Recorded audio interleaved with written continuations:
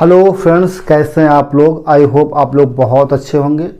तो आज की क्लास में हम लोग जानेंगे मुंशी प्रेमचंद की महत्वपूर्ण रचनाएं, कहानी और उपन्यास। और मुंशी प्रेमचंद हमारे सबसे पसंदीदा लेखकों में से एक रहे हैं और रहेंगे। और इसकी पीछे वजह यह है कि इनकी जो कहानियां हैं, उपन्यास, उनको पढ़ने के बाद वो चीज़ें जो एकदम सामाजिक जीवन से एकदम जुड़ी हुई ज़मीनी चीज़ें होती हैं, और उसको एक बार पढ़ लो तो हर कोई इनका फ़ैन हो जाएगा।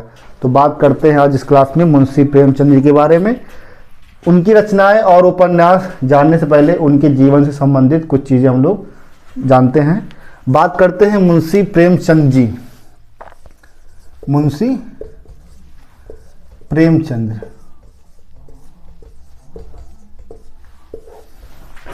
तो मुंशी प्रेमचंद जी का जन्म कब हुआ था? तो मुंशी प्रेमचंद जी का जन्म हुआ था 31 जुलाई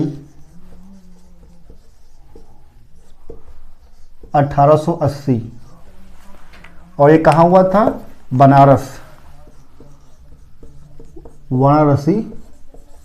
बनारस के ही पास एक गांव था लमही, वहीं पे इनका जन्म हुआ था 31 जुलाई 1880 में। और इनके बचपन का नाम क्या था? बचपन का नाम धनपत राय।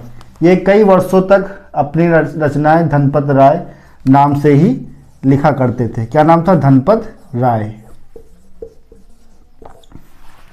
और इनके पिताजी का क्या नाम था? इनके पिताजी का नाम था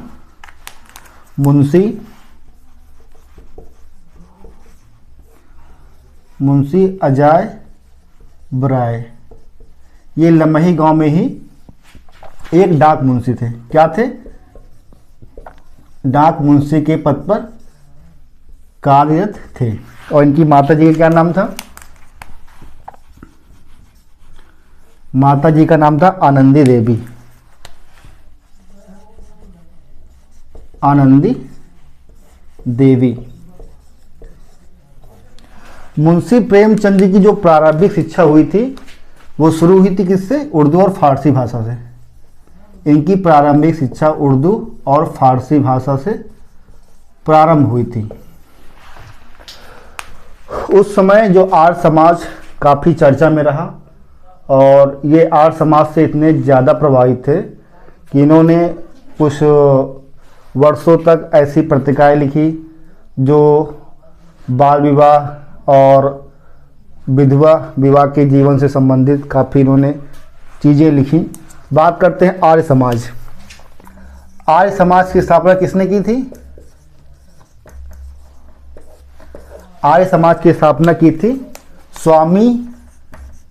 स्वामी दयानंद सरस्वती जी ने। किसने की थी? स्वामी दयानंद सरस्वती जी ने। कब की थी? 1875 में। कहाँ पर की थी? मुंबई में। तो आर्य समाज की स्थापना स्वामी दयानंद सरस्वती जी ने 1875 में मुंबई में की थी। मुंशी प्रेमचंद जी का जो पहला विवाह बचपन में हो गया था, बाल विवाह, 15 वर्ष की आयु में ही, और वो विवाह ज़्यादा दिन तक चला नहीं। फिर उन्होंने आर्य समाज से प्रभावित होकर इन्होंने अपनी दूसरी शादी की। और जब उन्होंने दूसरी शादी की तो इनकी पत्नी क्या नाम था? इनकी पत्नी का नाम था शिवरानी देवी। शिवरानी देवी। इनकी पत्नी क्या नाम था? शिवरानी देवी। और इनकी 3 संतानें थीं, जिनमें 2 पुत्र और 1 पुत्री थी। तो एक बार देख लीजिएगा। मुंशी प्रेम जी का जन्म 31 जुलाई 1880 बनारस लम्हे में हुआ था।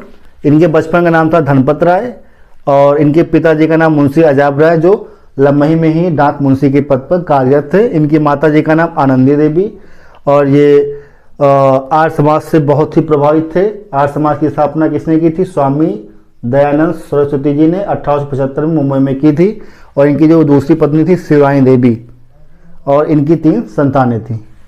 और इनकी प्रारंभिक शिक्षा शुरू हुई थी उर्दू और फारसी भाषा में। आगे देखते हैं। अब आगे देखते हैं इस वीडियो में। तो इनकी संतानें कितनी थी? 3 संतानें थी, जिनमें 2 पुत्र थे। एक का नाम था श्रीपत राय, श्रीपत राय, और दूसरे पुत्र का नाम था अमृत राय। क्या नाम था? अमृत राय। अमृत राय जी ने ही जो इनका आखिरी उपन्यास था मंगलसूत्र, उसको संपूर्ण किया था। किसने? अमृत राय जी ने। और इनकी पुत्री का क्या नाम था? इनकी पुत्री का नाम था कमला देवी। कमला देवी। इनकी 3 संतानें प्राप्त हुई, जिसमें 2 पुत्र थे, श्रीपत राय, अमृत राय, और एक पुत्री थी कमला देवी। मुंशी प्रेमचंद जी को उपन्यास सम्राट के नाम से भी जाना जाता है, और इनका बहुत ही फेमस उपन्यास है एक गोदान। कौन सा है? गोदान। ये मेरा भी बहुत पसंदीदा उपन्यास रहा है हमेशा से ही, और ये इन्होंने लिखा था 1936 में, और इसे कृषि संस्कृति का महाकाव्य भी कहा जाता है। कृषि संस्कृति का महाकाव्य भी कहा जाता है। गोदान कहानी में क्या है कि उपन्यास में क्या है कि एक गांव था बेलारी। बेलारी गांव में एक किसान था। बेलारी गांव में एक किसान था होरीलाल, होरीराम।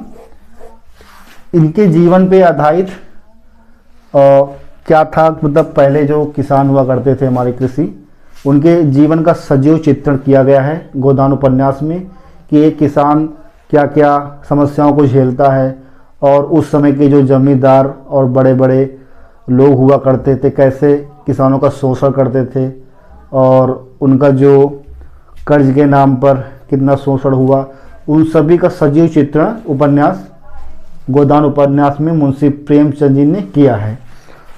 तो इनका क्या था? होरीराम। और इनकी पत्नी क्या नाम था? धनिया। और इनकी 6 संतानें थी। 6 संतानों में 3 की मृत्यु हो गई थी और 3 बची थी, और जिनमें इनका एक पुत्र था गोबर। एक इनका पुत्र हुआ गोबर, और 2 बेटियां थी सोना और रूपा। सोना और रूपा, इनकी 2 पुत्रियां थी सोना और रूपा। किनकी? होरीराम की। गांव कौन सा था? बेलारी गांव। बेलारी गांव। तो ये बात हुई गोदान, जिसे कृषि संस्कृत का महाकाव्य कहा गया। 1936 में मुंशी प्रेमचंद ने लिखा। किसान था होरीराम, इनकी पत्नी थी धनिया, इनके 6 संतानें थीं, 3 की मृत्यु हो गई, 3 बच्ची गोबर, सोना और रूपा। और होरीराम के जो बैल थे, और उनका नाम था हीरा मोती। ठीक है। और इनका एक कहानी है, इनकी एक कहानी है मुंशी प्रेमचंद जी की। वो कहानी मुझे बहुत ही पसंद रही है हमेशा से। पूस की रात। कौन सी? पूस की रात। और इस कहानी में जो किसान का कैरेक्टर था, उसका क्या नाम था? उसका नाम था हल्कू। क्या नाम था? हल्कू। और इनका एक कुत्ता था, आप लोगों ने पढ़ा होगा। कुत्ता क्या नाम था? जबरा। कहीं कहीं जबरा या फिर जबरू।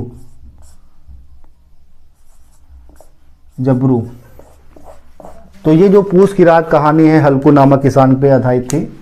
और ये गोदान, और इनकी बहुत सारी कहानियाँ जो मेरे बहुत ही दिल के करीब हैं, जैसे ठाकुर का कुआं हो गया, बूढ़ी काकी, ईदगाह, 2 बैलों की जोड़ी, पंच परमेश्वर, मंत्र, ऐसी इन्होंने बहुत सारी कहानियाँ लिखी। और अब बात करते हैं मुंशी प्रेमचंद जी की महत्वपूर्ण कहानियाँ, रचनाएं और उपन्यास। ये तो मैंने मोटा मोटा बता दिया इनसे जीवन से संबंधित जो भी चीज़ें रही हैं। और इनका जो मंगलसूत्र उपन्यास था, इनका आखिरी उपन्यास कौन सा था? मंगलसूत्र। इनके आखिरी दिनों में, और ये उस टाइम 1936 की बात थी, ये बहुत ही बीमार हुए और इनकी फिर मृत्यु हो जाती है और ये अपूर्ण रह जाता है। इनकी मृत्यु कब हुई थी? 8 अक्टूबर 8 अक्टूबर 1936 में। इनकी मृत्यु कब हुई थी? 8 अक्टूबर 1936 में। वहीं पे हुई थी बनारस उत्तर प्रदेश में। और इनका जो मंगलसूत्र जो अधूरा उपन्यास था बाद में इनके पुत्र अमृत राय ने पूरा किया था। तो ये हो गया कुछ मोटा मोटा मुंशी प्रेमचंद जी के बारे में। अब बात करते हैं मुंशी प्रेमचंद की महत्वपूर्ण रचनाएं, कहानियां और उपन्यास। और इसको हम एक सूत्र के द्वारा आराम से सीखेंगे और याद भी कर लेंगे। तो अब देखते हैं इनकी कहानियां, उपन्यास और रचनाएं। आप एक बार देख लीजिएगा इसको। अब बढ़ते हैं आगे।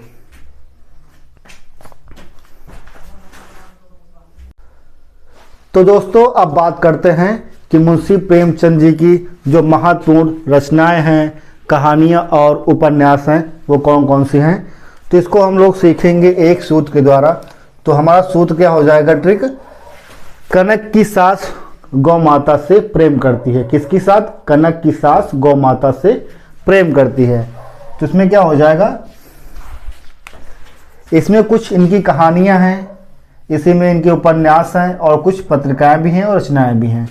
तो का से क्या हो जाएगा हमारा? पहला करबला, ना से निर्मला, का से कर्मभूमि, कनक की कायाकल्प, कप्तान साहब, सास से हो जाएगा हमारा संग्राम, फिर सास से हो जाएगा सास, सेवा सदन, सवा शेर गेहूँ, फिर गौ माता, गौ से क्या हो जाएगा? गोदान, जो इनका बहुत ही फेमस उपन्यास रहा है मुंशी प्रेमचंद जी का। फिर गबन, माता से हो जाएगा मंगलसूत्र, जो इनका ये मंगलसूत्र उपन्यास था। इनका आखिरी दिनों में जब ये बेहद गंभीर रूप से बीमार हुए और इनकी मृत्यु हो गई थी 1936 में, और ये उपन्यास अधूरा रहा। फिर इनके पुत्र अमृत राय ने, किन्होंने? अमृत राय ने इस उपन्यास को पूर्ण किया था। फिर आता है मंत्र, ये कहानी है मंदिर और मस्जिद। अब बात करते हैं गौ माता से मतलब सरस्वती। ये क्या था? इनका एक पत्रिका थी, सरस्वती मुंशी प्रेमचंद की पत्रिका थी।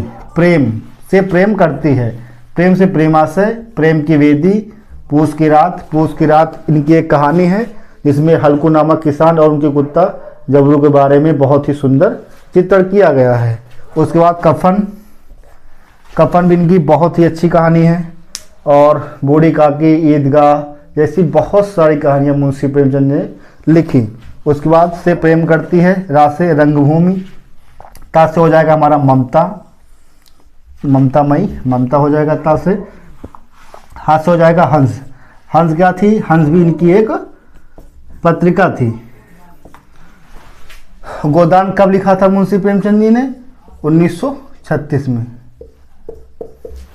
तो ये कुछ महत्वपूर्ण कहानियाँ, रचनाएं और उपन्यास जो मुंशी प्रेमचंद जी के हैं, जो एग्ज़ाम की दृष्टि से बहुत ही इम्पॉर्टेंट हैं और एग्ज़ाम में इनकी कोई न कोई कहानी हो या रचना हो या कोई उपन्यास हो ज़रूर पूछता है। तो आज के लिए बस इतना ही। आप लोग अच्छे से क्लास देखें, नोट्स बनाएं। मिलते हैं नेक्स्ट वीडियो में, तब तक के लिए धन्यवाद। Thank you. जय हिंद दोस्तों।